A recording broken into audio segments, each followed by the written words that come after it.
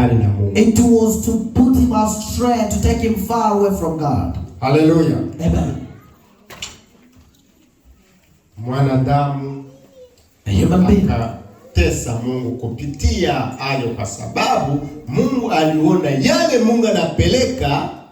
A human being made God to suffer. Na mwanadamu anatafuta naye kujifanya ayapeleke, na akamuonea huruma hautayaweza. What God was carrying, a human being was trying to carry that, and God was so merciful to say, you cannot carry this.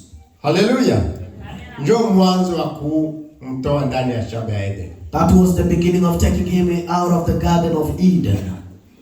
Wanadamu anaendelea kupotea. And the human being continued to go astray. Kwa hiyo kuendelea kupotea, as he was going astray, ikamfanya mpaka anaingizwa ndani ya nyumba ya utawala. And that led him to go into the house of rulership. Nyumba ya scrap. Or the slavery house. I'm sorry. Ya utumwa. The house of slavery. Akajikuta ndani ya nyumba ya utumwa. And he found himself in the slavery house. Akaendelea miaka kwa miaka. And he was there years to years. Mungu anaendelea naye kumwambia, mtu wangu nikaribie. And God was continuing telling him, come close to me. Ukumbuke wakati alimaliza kitendo cha kula tunda. And now you have to understand, before akaenda kujificha. A human being ran away and hide himself. Hallelujah. Amen. Na ni hiyo maisha ya mwanadamu. And that's the life of a human being that we have even today. Tunaendelea kufanya mambo yetu kwa uficho. We are still doing our things in hidden. Na kutafuta kwenda kujificha. And we want to hide ourselves. Na hata tunafundishwa kwamba Mungu ni Mungu mwenye anaona yote. And we are being taught that God is God who sees everything. Tunatenda dhambi. But when we are hakuna kitu cha kwanza tunafanya isipofanya kusudi watu wengine hawaone kile kile tunafanya. There is nothing that we do that other people they see that can see what we do. Watu wa kujificha. And when we are the people who hide ourselves. Na tunafanya kuficha wanadamu. And sisi we are hiding hatutamficha Mungu. But we cannot hide out God. Maana sauti ya Mungu iliendelea kumtafuta. And that's why the voice of God continues to look for human beings. And he said, my person, where are you? Uko wapi? Where are you? Hallelujah. Amen. Akafika wakati. And they reached to a time. Akasema nilituma mitume wengi sana. And they said, I sent a lot of apostles. Wanakuja kumsaidia mwanadamu. And they come to help a human being. Na watuma mchana usiku. And I was sending them at night and in the day. They should come and talk to you. Even if they will talk to you, people they don't want to change. They are just continuing to run away from me. Dunia katika mikono yako. The world in my hands. Mawingu ni katika mikono yako. The cloud also is in my hand.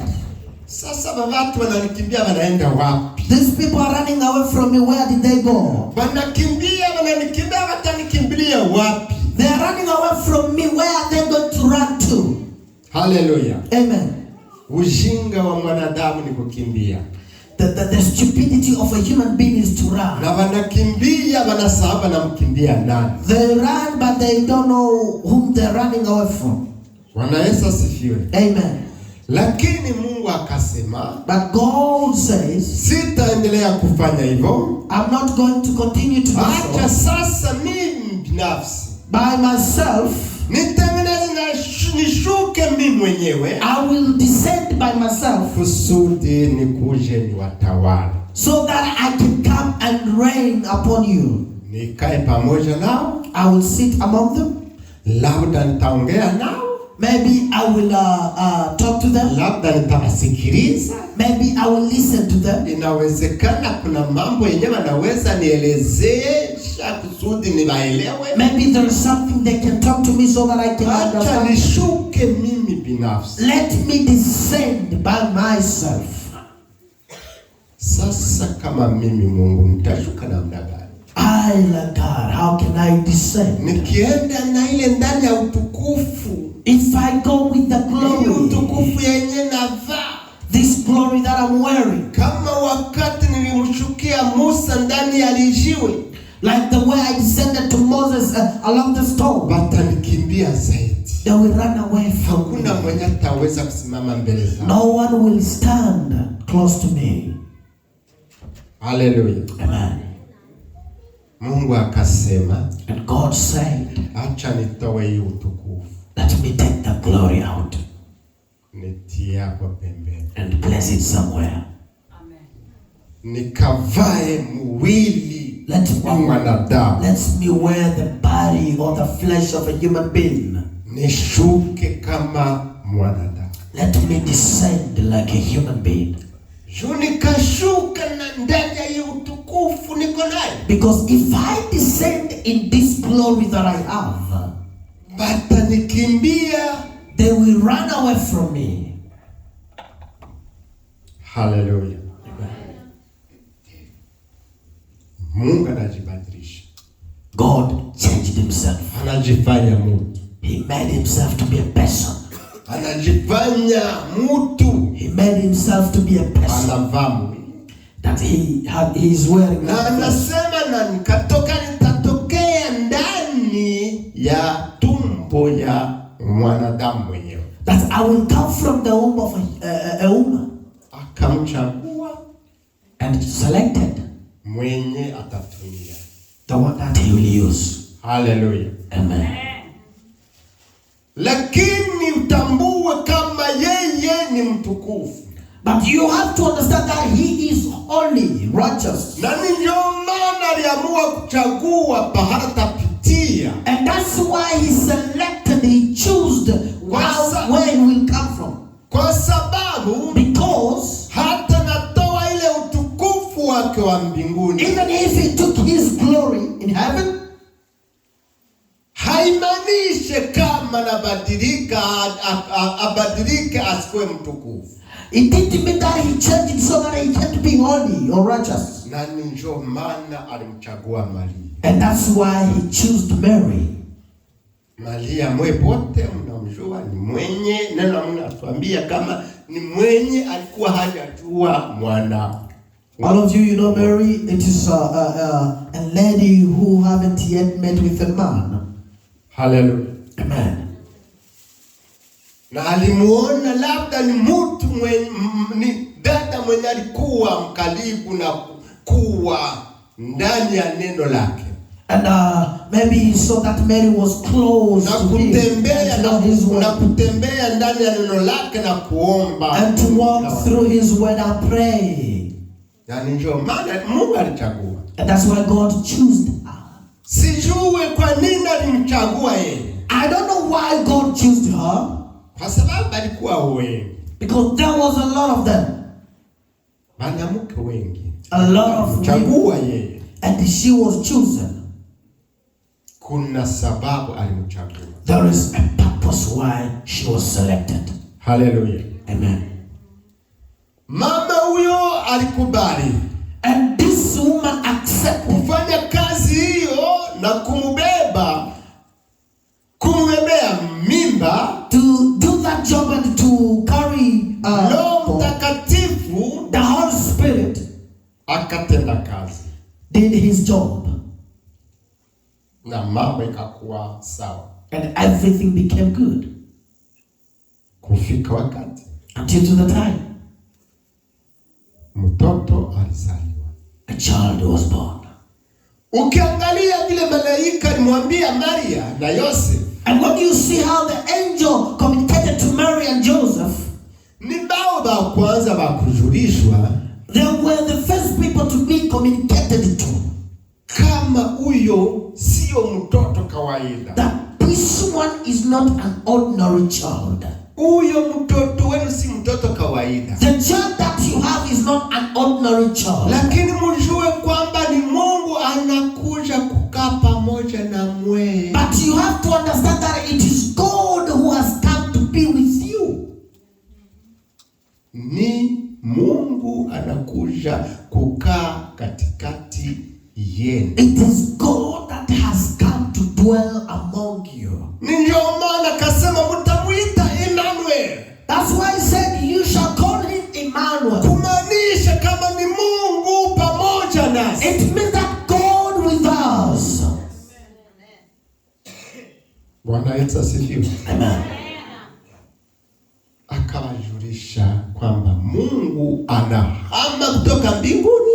And he communicated to them that God has descended from heaven and Bethlehem anakuja kukaa na wao. And decided in Bethlehem to come and dwell with them. Na kupitia pale, and through that, dunia yote, the whole world, itajua kwamba Mungu it will know that God has descended. Hata na wao hawakujiuliza. Even themselves, they did ask themselves. Kusema muri sasa, we Mungu unakuja kutafuta nini hapa? To say, God, what have you come to look? Na waza njoo kitu mimi ningeweza kuuliza. That was my question I could ask God. Mungu unakuja kutafuta nini? God, what are you coming to do? Njoo ulizo wangeweza kumuuliza. That's what the question they're supposed to ask. Lakini Mungu, but God, haulizwi wake.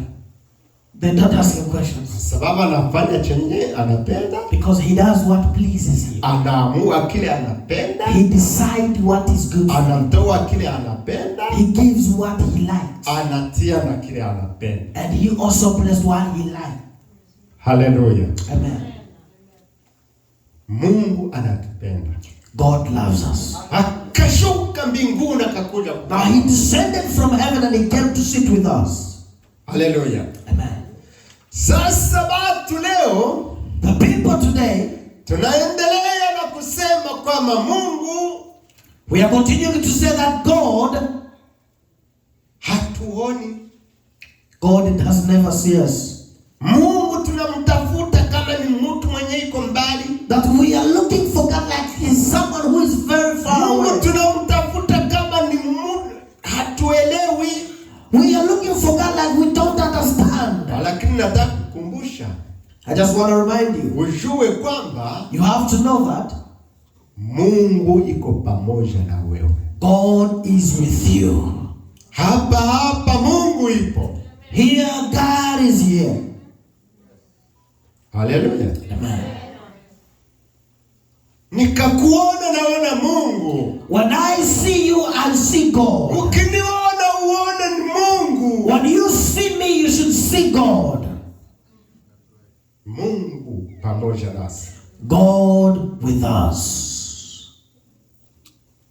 Njoo maana, that's why siku kama hii, the day like today, tunaishughulikia kwa sababu tunajua ni siku ile ile Mungu aliamua kuja kukaa pamoja nasi. We are very busy for this day because we knew that it is that day God has come to be with us.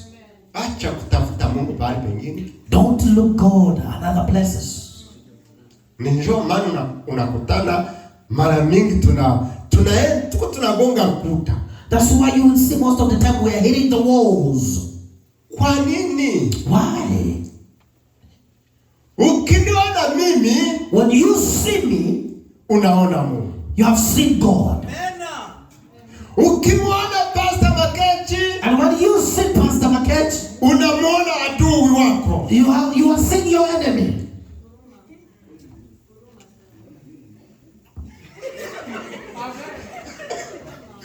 Hallelujah. Sasa unaona nini? What are you seeing? Unajua nitukimbia mimi na mke wako. Hallelujah. Kuona gari yetu tu anakimbia. Hallelujah. Unamuona huyu? When you are seeing my brother over here, unamuona ndani ya utukufu wa Mungu. You are seeing them into the cloud of God. Unakuwa ndani ya shida fulani zinakusumbua. When you have problems that are struggling you, anakuja kutoa msaada. Mr. Paul will come and na unafanikiwa. And you will be blessed. Katika mikono nasema Mungu anaonekana. And you will say God has manifested himself. Amen. Hallelujah. Wakati unamuona ndugu hapa, And whenever you see a brother, ukifika kwa Papa Adolf, when you go to Papa's Adolf, unaanza kumwelezea mambo ya ndugu, and you start explaining things of a brother, ule ndugu unamchola kabisa. you design that person. Unampatia sura ingine yenye haifanani na Mungu. You gave Papa Adolf a different face that doesn't look like God. Sirisha gonga rukuta. You have hit the wall. Pale ilikuwa sawa. It was good. Na ungeendelea pale. And if you continued over there, ingekuwa vizuri, ungefika mbali. it was good, you could go far. Lakini kwa sababu unapenda uhuru, Because you need freedom, unarudia hapa, unachapa mambo mengine. you are coming back here and draw something different. Unagonga rukuta. You will hit the wall. Unaharibu yale yenye ulikuwa nayo kwa ngambo ile. You destroy what you had on the other side. Hallelujah. Amen. Njoo maneno ya Mungu linatuambia hivi. That's what the word of God is telling us. Usitembee kuume na kushoto. That you should not walk from right to left. Lakini usonge mbele. But you need to move forward. Angalia mbele zako. You need to look ahead of you. Acha kuangalia pembeni na pembeni. Don't look side to side. Utakuja kupotea. You will come to go astray or to disappear. Akamwambia Musa, And he told Moses, una nini kwa mkono wako? what do you have in your hand? Musa akasema niko na fimbo. And Moses said, I have a Mungu fimbo. akamwambia tandika fimbo juu ya hiyo maji. And God told Moses, Bahari itapasuka na mtapata njia ya. and the river will pasuka and you will have njia.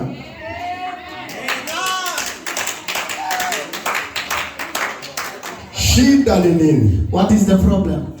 Hata alikuwa alishamwambia Musa hivyo. When he told Moses that way, Bali benye walikuwa naye. for those who were with him, Walikuwa wanaangalia pembeni na pembeni. they were looking side to side. Bakaona milima huku, They milima saw huku. mountains from this side. Nyuma Farao anakuja. They checked on them and they saw Pharaoh. Mbele walikuwa wanaona bahari. And in the front of them they see the river. Mungu akawaambia bahari hiyo msione kama bahari. And God told them that the sea that you are seeing, don't see it that way.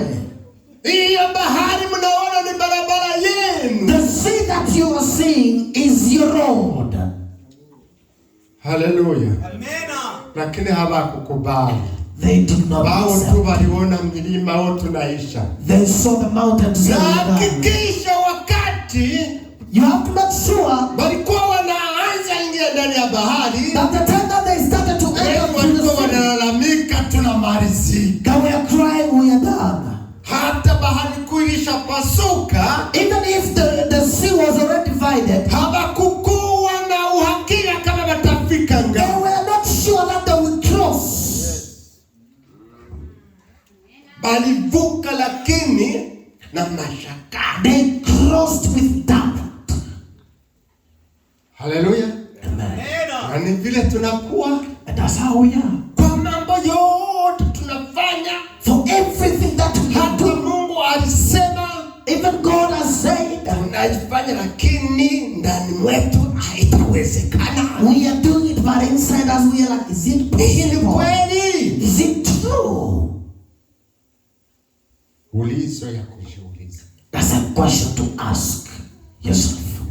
Labda ni mimi peke Maybe. inatokea. Maybe it is just by myself that all that is happening. Kuna wakati naangalia mapito niliyopitia, There are sometimes I will see my life of what I have gone through. nikajiuliza, hii ni kweli? Sometimes I will ask, is it true? Lakini wakati mambo mengine iko mbele zangu, But there's another time that things are ahead of me. sikumbuke yale tena. I don't remember again the past. Sikumbuke kama ule mwenye alifanya yale. I don't remember that the one who did the past Akibariki kusudi alifanyie na is still yale. available so Najua na wewe iko vile. And I know for you is also like that. Hallelujah. Amen. Msomi atatusomea. The reader will read it for us, please.